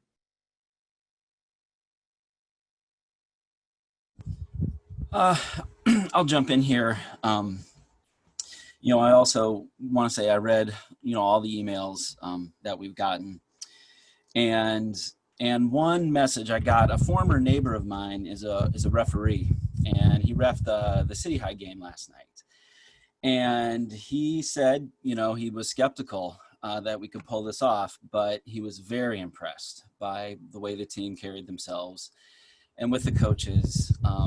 And he said he believes, you know, this can be done safely. And so I really want to emphasize to the people who contacted us, and especially the student athletes, I know the games are important. I know I played football. I won a championship as a football player, and I know how lifelong those memories have an impact. And I want to say that, you know, whatever happens, I've seen examples of exemplary student athletes. The leadership that is shown, the advocacy that is shown is impressive. And once again, like always, I'm just impressed with our students and our coaches and our staff, and in this case, particularly. But you know, the truth is this is very bad. And I'll make the point that Suresh Gunasekaran, the CEO of UIHC, was quoted in the Gazette as saying, you know, if this goes on like this for a few more weeks, you know, right now there's not a lot of COVID cases in the hospital necessarily, but they're going to reserve, you know, upwards of 400 beds for COVID cases, which means we're not seeing other patients for other things, which means other things are going to be put off. Necessary, important medical procedures are going to be put off. And the hospital's full right now. I mean, we're at capacity. And so a few weeks into this, there's a ripple effect and there are dominoes. And just because COVID is here doesn't mean people aren't getting sick with other things. They still are. There are still accidents. Cancer's still there. People need procedures, and that will ripple into the rest of our community. 18 to 24-year-olds aren't isolated, and it's out there. And you know, this is, we know what's coming. This is watching the train wreck in slow motion, and we have to do everything we can to reduce the community spread. If we don't, we will be having this conversation next year. If we don't get community spread down, this will become the way we have to make decisions. I know people are worried about scholarships. I would be worried if there are going to be colleges, period. If we can even do that in the way we've done it. If we start to see rates go up over 50%, there's some unimaginable consequences that are going to happen. And that's probably my main emphasis, is we just don't know enough. But what we do know tells us we have to start school online in order to get back to something like normal as soon as possible. And so certainly I'm going to vote to start online and implore our community to step it up, to be better, to wear masks, to socially distance. This is going to take all of us. New Zealand is a great example of a place that was able to return to normal pretty quickly, but it took drastic measures, and this is the most drastic thing we can do. Also, I'm frustrated, beyond frustrated, that the governor's taken away our ability to make decisions for each sport. I don't want to lump extracurriculars in with school, and I don't want to lump extracurriculars all together either. I think we can consider all of these things, and that is more work and harder work, but I know that we can do it. And so thanks again to everybody. And I think maybe it was Lisa that encouraged everyone to take their advocacy to the next level. Please do. That's what it takes. It's going to take pressure on folks above us if we're really going to get this under control. Not just to let us make local decisions, but to do some things in the state that are going to bring us to not being one of the worst hotspots in the entire world right now. So thanks again. This is a tough choice, but I will vote to start online.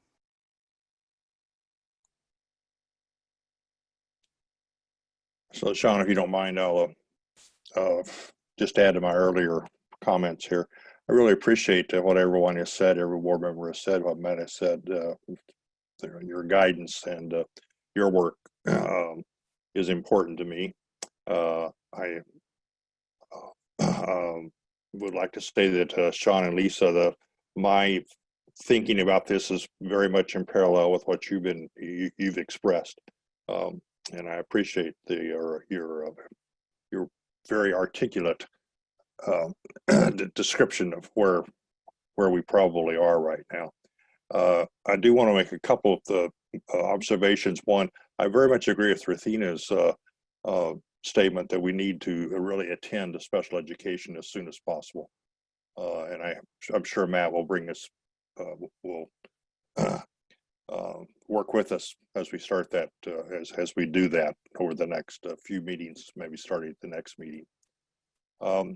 The other thing I want to broach is a little bit expansion of what we haven't talked about so far, and that's some way of thinking about the district providing or facilitating or helping with parents' childcare needs and their income replacement needs as we get into a more online paradigm here.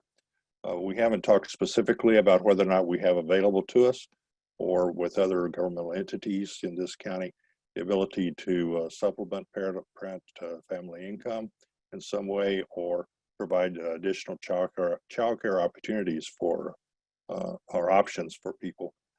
Matt and I had a brief conversation about this the other day, and Matt, I'm sorry to put you on the spot here, but that's something I think we need to pay attention to, or see if we can work something out. I don't want to do it now, and I don't have any brilliant ideas to propose to you right now, but I think it's an area I would like to see us work on diligently, perhaps starting at the next meeting. I definitely will continue what you said about supporting online starting September 8th. And I regret, like everybody else, being so limited by the state so that we can't go ahead and work on an athletic participation set of options immediately here, but we're going to have to wait apparently for that to take effect for a while yet anyway. So I think looking, go ahead with the vote we have today. Work on our special education needs, and consider parental family income support of some kind, including child care support, and urge parents and students to contact the governor. I would say that I also have read, like all of you have read, all of the emails we received up to 8:30 or so this morning anyway from my case, and they are gut-wrenching for sure. I'm sorry that I don't have a better response for you right now.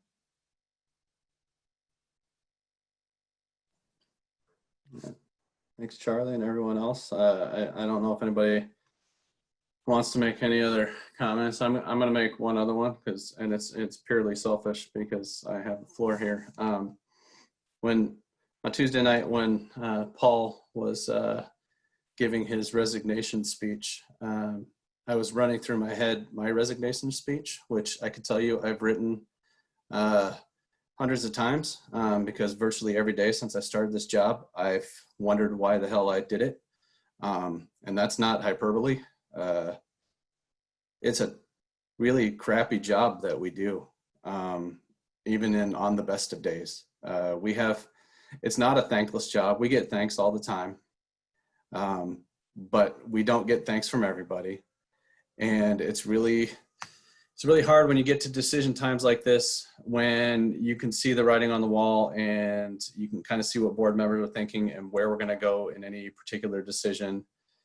There's just this wave of anti.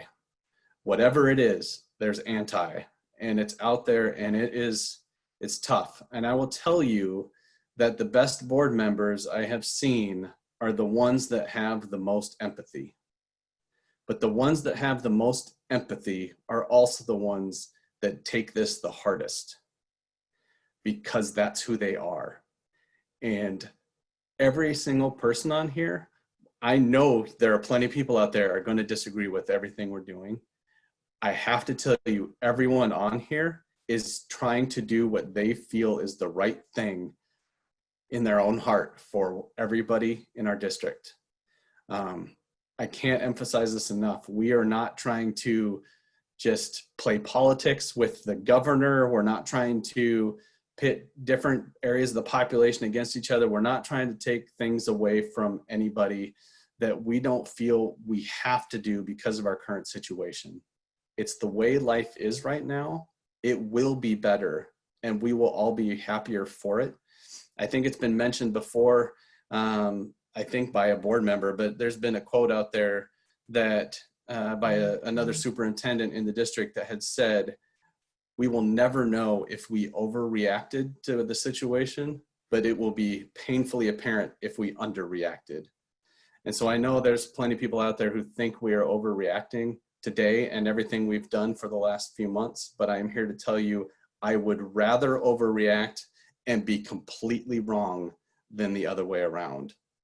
That's all I can say on this matter. And unless somebody else has anything they want to add to that, I will open up a motion, or I would entertain a motion from anyone in regards to how we want to handle the waiver approval that we have received from the governor. I move that we accept the waiver that has been approved by the Department of Education. Second. Does anybody have any further comments, or should we move to a vote? All right, Kim, I think we're ready to vote.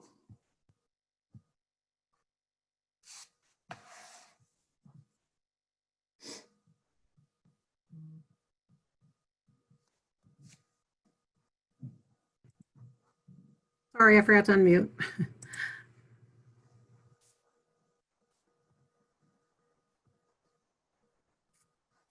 Online voting is open. Kim, I'm having trouble getting in, so my vote is yay. Thank you, Ruthina. All votes have been cast and the motion carries with all directors voting in favor.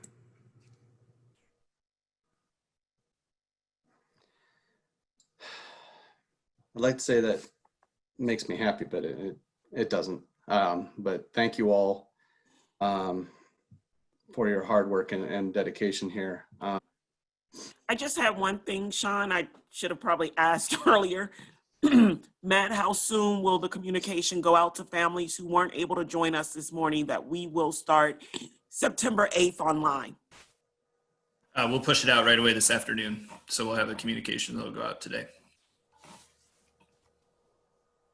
And I just would like to clarify, Matt, are we going to remain in our current activities pattern that we've been in this past week up and through September 8th? Is that our plan? Yeah, that's the direction I'm hearing here, what we would continue to do without any kind of different direction from you guys. So we'll continue in our current activity pattern with no spectators through the 8th. I do think it's important to note our hearing is on the 3rd. And so if there's something does change along those lines, we'd be sure to also try to communicate out some things in that fashion. But yeah, we'll continue in that current pattern. And maybe Chase, real quick, school lunch, always on the minds of a lot of parents. Since we will be online for the first 2 weeks, could you address how school lunch will work? Great point, Lisa. Good morning, everyone. Yes, we do have a plan in place for that. Our families will receive a communication on how they can receive school lunch on Monday. Given that we no longer have the waiver from the federal government or the state government to simply do the grab-and-go meals that we did during the spring and summer, we have to change that process.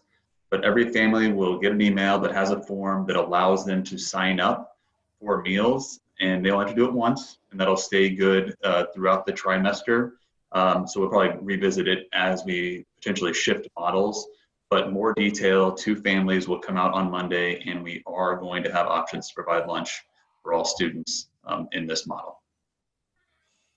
And Chase, I assume that we'll continue our efforts to make sure we reach all families with our communications. Yes, Charles. Yes, Kristen has a great process in place to use multiple channels and to translate our messages to make sure that we get that information to as many people as possible. We'll also use our school-based leaders to help with that message as well. Okay, great. Thank you very much. And I would throw out there, we do have another meeting just on Tuesday to go over any new updates, so we can have some of these conversations in more depth on Tuesday as we move forward. So with that, I would entertain a motion to adjourn. So moved. Second. All right, all in favor? Aye. Aye. All right, thank you all. I appreciate your time today. Thank you. Thank you.